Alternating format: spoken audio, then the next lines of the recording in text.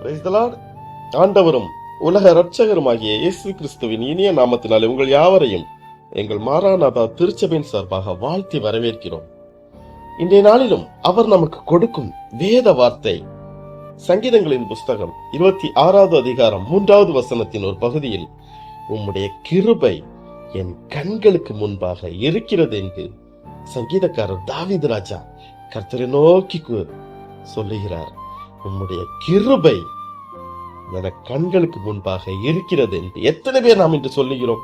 கர்த்தாவே, உமது கிருபை என் கண்களுக்கு முன்பாக இருக்கிறது என்று எத்தனை பேர் நாம் கர்த்தரை நோக்கி நாம் சொல்லுகிறோம்? சற்று யோசித்து பார்ப்போம்.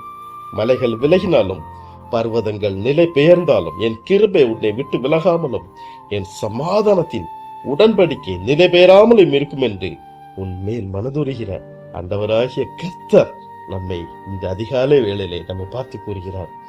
ஐஸ்வர்யனாய் இருந்த நம்முடைய ஆண்டவராகிய இயேசு கிறிஸ்து நமக்காக தரித்திரராய் மாறினார். இதைத்தான் நாம் கிருபை என்று சொல்லுகிறோம். சுயநலமற்ற அன்பு. நாம் மற்றவர்களிடம் சுயநலமற்ற அன்பாக நாம் காணப்படுகிறோமா? தேவன் நமக்கு கொடுக்கிற ஒவ்வொரு வாக்கு தத்தத்தையும் பெற்றுக்கொள்ள வேண்டுமானாலும், நாம் தேவனுடைய பிள்ளைகளாய் ஜீவிக்க வேண்டுமானாலும், இயேசு கிறிஸ்துவின் கிருபை நமக்கு மிகவும் முக்கியம் என்பதை மறந்து போக வேண்டாம். தேவனுடைய கிருபை இன்று நம் மத்தியில் இல்லாது இருக்குமானால் நாம் வாழ்ந்து கொண்டிருக்கிற இடத்திலே ஜீவனோடு இருக்க முடியாது என்பதை நாம் மறந்து போக வேண்டாம் தேவனுடைய பிள்ளைகளே. ஆகவே தான் பரிசுத்த ஆவியின் மூலமாய் கர்த்தர் கூறுகிறார், நாம் நிர்மூலமாகாது இருக்கிறது கர்த்தருடைய கிருபையே. மேலும் பாவத்தில் வாழ்ந்து கொண்டிருக்கிற நாம் மெய்யான ரட்சிப்புக்குள்ளாக கடந்து வர வேண்டுமானால் கர்த்தருடைய கிருபை மிகவும் அவசியம் என்று எபேசிய தீர்க்கதரிசியின் மூலமாக நமக்கு கூறுகிறார்.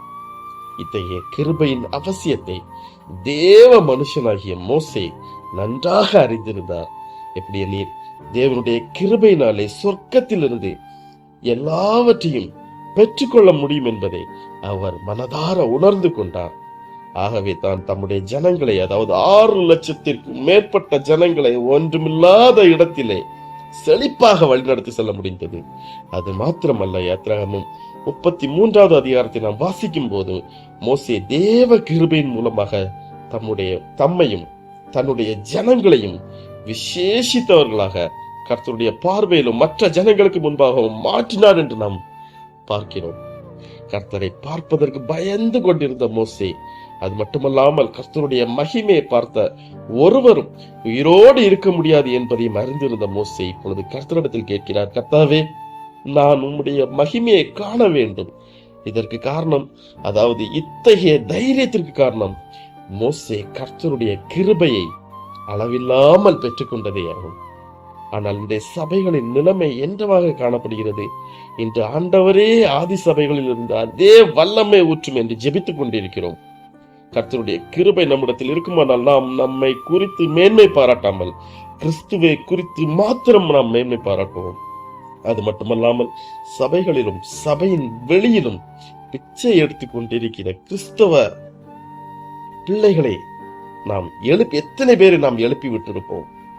ஒரு காரியத்தை மட்டும் நாம் மறந்து போக வேண்டாம்.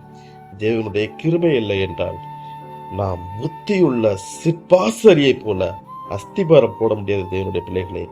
மேலும் நாம் எல்லாவற்றிலும் சம்பூர்ணமுடையவர்களாய் சகலவித நற்கிரியைகளையும் பெருகிறவர்களாக மாற வேண்டுமானாலும் நமக்கு இந்த தேவ கிருபை அவசியம் என்று அப்போஸ்தலர் ஆகிய பவுல் அழகாக எழுதி வைக்கிறார்.